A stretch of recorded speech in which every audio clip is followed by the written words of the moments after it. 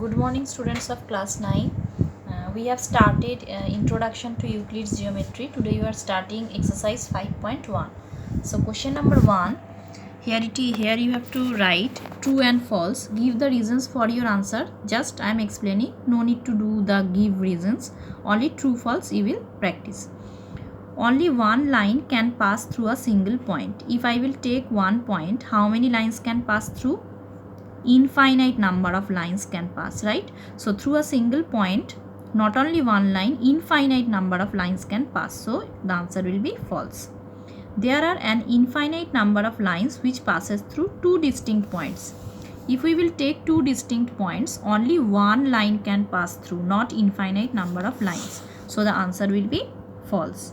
A terminated line can be produced indefinitely on both the sides. This is also true because here we have done a terminated line can be produced infinitely in postulate 2. Then number 4, if two circles are equal, then their radii are also equal. If we will draw two circles equal, then their radii must be equal. And number 5 will be if AB is equal to PQ and PQ is equal to XY, then AB is equal to XY. This is also true by using the first axiom. Things which are equal to the same thing are equal to one another. These things is equal to these things and these things equal to these things. So that and that will be equal. Question number 2, 3 that you have to not do. And question number 7 also no need to do. Only question number 4, 5, 6 we will solve.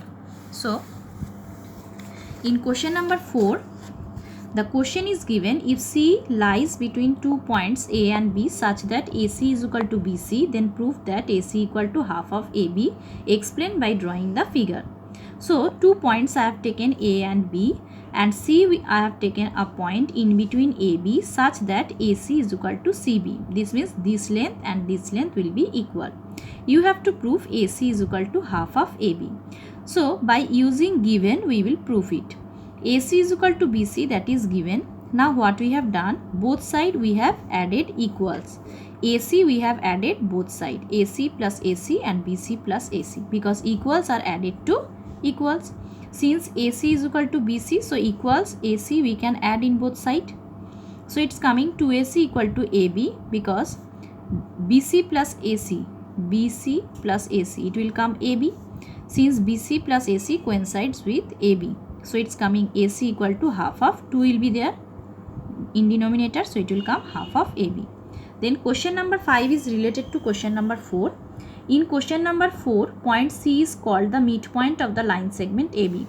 Here it is given AC is equal to BC, that means C is the midpoint of AB. So in question number 5 it is given that prove that every line segment has one and only one midpoint. Every line segment has a one midpoint. Here in the line AB, C is the midpoint. So how we will prove that only C is the midpoint is there? We have to take the converse. Let there will be two midpoints, C and D also.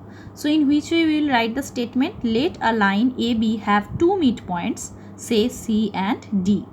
If C and D, these two will be midpoints, so we can write AC equal to half of AB, because that relation we have proved. And also we can write, since D is the midpoint, AD equal to half of AB. Now these two are equal, so 1 and 2 we can make it equal. So if 1 and 2 will be equal, AC equal to AD. Things which are equal to the same thing are equal to one another. Since these two are same, these two are also same. Now AC equal to AD means C and D will be coincide. That means there is only one point, that is C. So we have proved question number 5.